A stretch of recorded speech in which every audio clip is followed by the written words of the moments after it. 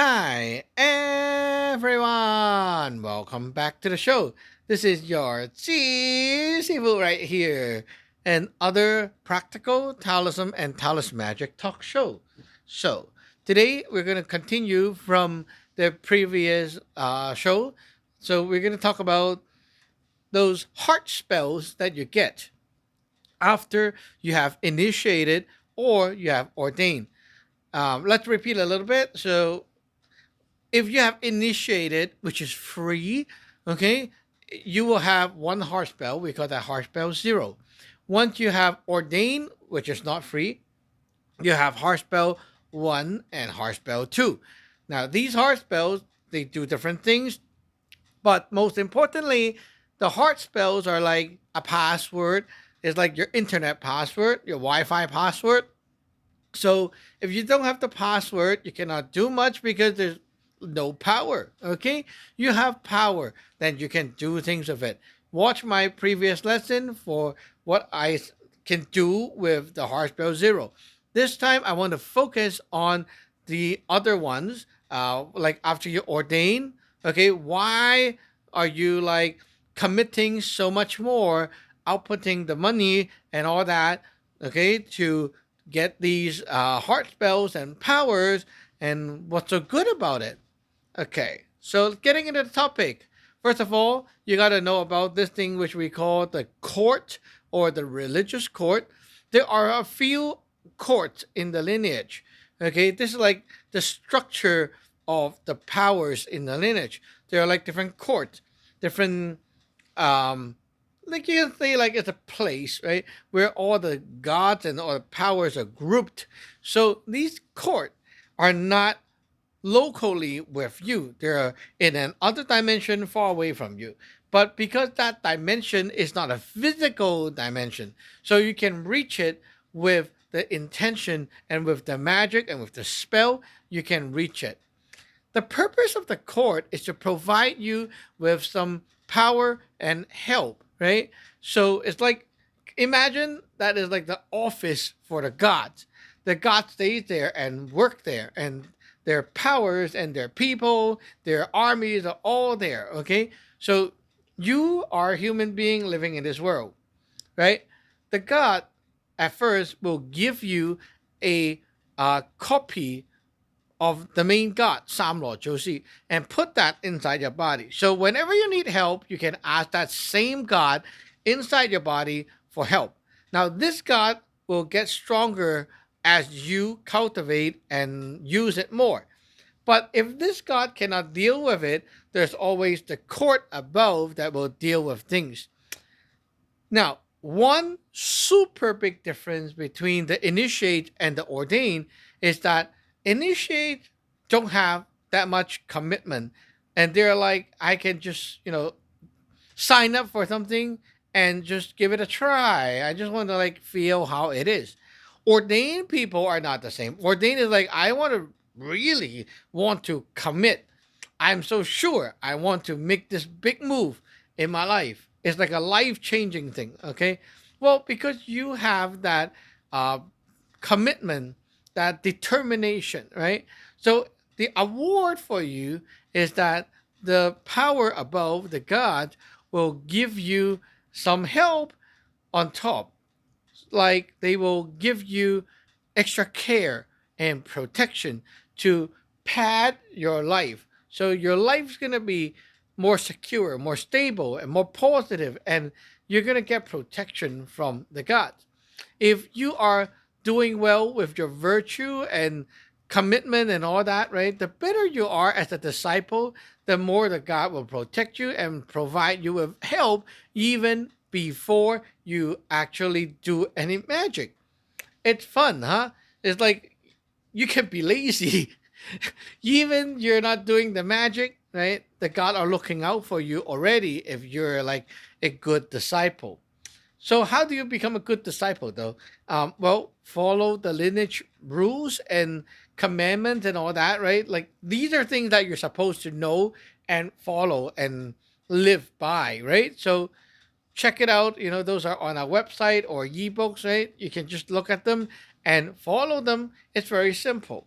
It's kind of like common sense, right? It's kind of like saying, don't be uh like this, like don't be so negative, don't be a bad guy, don't be an a-hole, like that, right? That's good enough. It's like common sense. If you're a good disciple, you make your master or the teacher happy, then the God is happy. Very simple, right?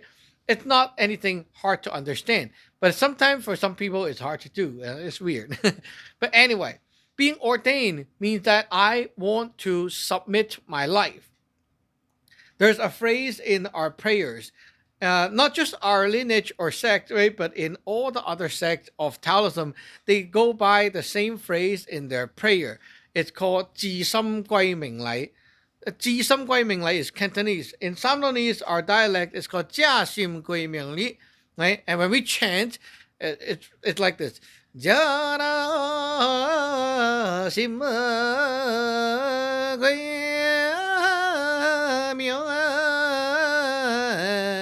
li, kind of like that, right?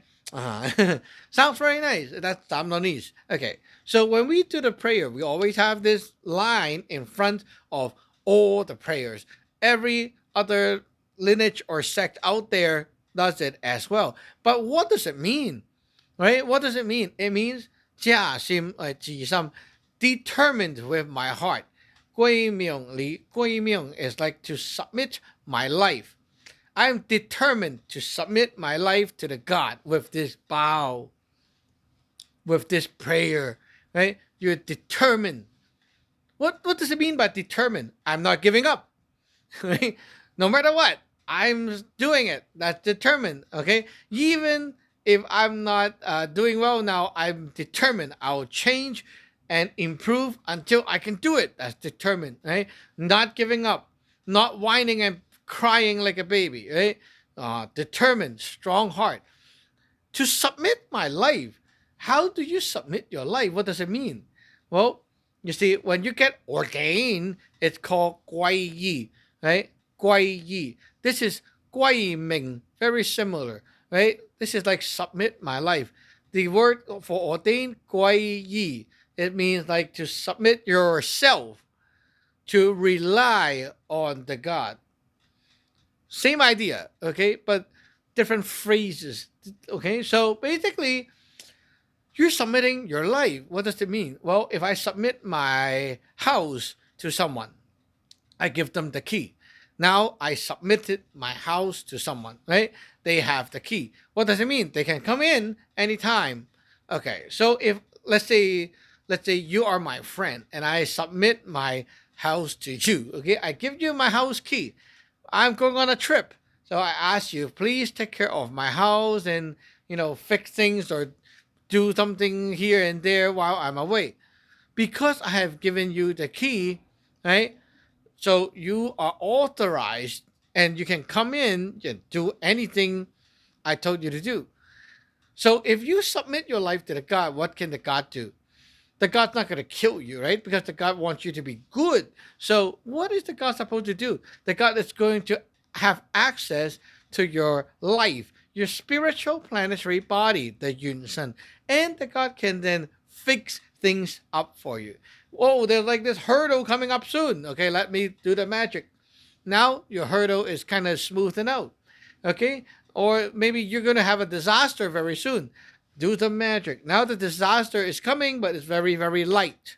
So instead of like a big collision, boom, and then you die from it, well, you might like, oh, I just like, trip myself while I'm walking, and that's it. Nothing big happened, right? Compared to crashing the car, that's like a big impact, right?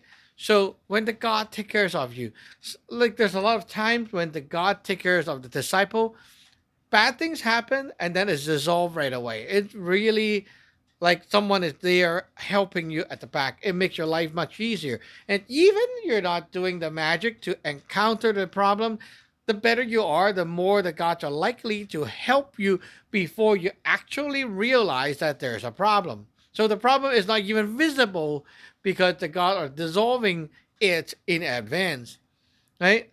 The better you do with the commandments, following the rules, and being a good disciple, the more the gods want to help you like that.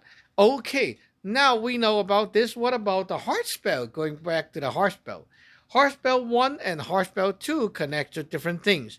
Heart spell 1 will connect to what we call a Sifu inside your body. And this is like an advisor or like a strategist. Uh, Also, you're like a teacher that stays inside your body. This God stays inside your body. It goes it goes to anywhere that you go. It tags along with you like your shadow. Okay, so this Sifu is not the same as when you like use Heartspell Zero to call up the Samlo Joshi. Samlo Joshi is your main god and is responsible for doing things. So, like whenever you want a god to help you do something, you call Samlo Joshi. The Sifu is different. It's supposed to listen to you and help you relay your message to the gods above. It's like a translator somehow, or like a secretary. It will like record or jot down information so that the gods above knows about it, and when you need help and actually do the magic, the god will know how to help you. Yeah, a lot of people are forgetting that, magic is like talking to the god. So you never told the god about what you do at work, right? The god don't understand what you actually go through at work. And then you ask the god, please tell me. After you like asking for help, the god don't even know what to do. The god know nothing about your job. This heart spell one connects to the Sifu. The Sifu, you can talk to it all the time to relay a message, to tell him something. For example, you're at work, okay?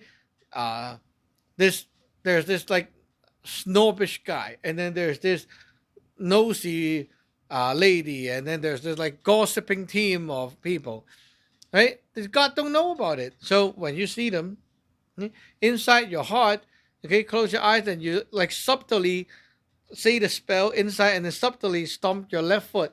Now you have told the god, look, this is bad. This is the villain. This is like this. This is now the god know of these bits and pieces, like the puzzle pieces, right? And understand your life. So the gods start to understand you, and then next time when you actually ask for help, for example, I let the god know about the people in my office, right? After I have done so for a while, I realized that there are like someone backstabbing me. So I will tell the God about it.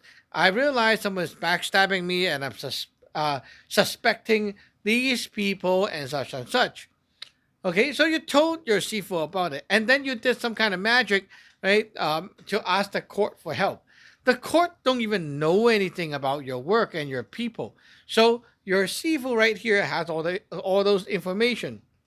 It's going to help you to fill up the gap so that the God knows about the whole story, how to help you, and the truth behind things. Like all that puzzle pieces are put together, and now the God can understand. So this is the power of Harspell 1 to connect to this God, which you will call it your Sifu or Siye sometimes. It's like basically this is like your advisor, your translator, and listener as well. Sometimes you have things to say and just like you want to like have a friend and talk to the friend and tell the friend your story and things like that, right? Just to unwind yourself. You can also do that with your Sifu as well. So the next one is Heartspell 2. It connects to the court above, which I've talked about already. It will find you power that it is like beyond the power inside your body. Okay, so if you have already done magic, right, and the magic is not strong enough to deal with this problem, then you can draw power from the above to get stronger reinforcement, stronger power. So there you go. They're like these heart spells, and you need to cultivate them. Cultivating the heart spell is very easy, but it takes some discipline. I will always tell people, start by don't wait for the equipment. Start with your hand, right? So you use the different blocks and you count the blocks as you chant. So you chant the spell once, you count one finger, and then like that, and then all the way up and all the way down like that, right? This is how to count with a finger. And it's like you don't need any tool. right? You just need yourself, sit down, recite the heart spell, and count, right? Every day do about 100 or so repetition, and then keep going for like a few months, and the spell is naturally like etched into your memory. You will not forget it. You will be able to spit the spell out very quickly without even thinking about it. And by then, that is like you have mastered the spell, and the spell power is developed to a certain stage where we call it mature. A newbie would be like this. Uh, uh, the spell is Sam no Zhu Xia Zai Qia Dai Hen Wei Nian. You know, like that, right? Very broken up. But if you are cultivated, you'll be like very, very quickly, and no one even hear what you say. It's like second nature, like a doctor signing the notes. You can't even see what word he write, right? It's kind of like that. So anyway, don't rush. If you're just learning it, don't rush.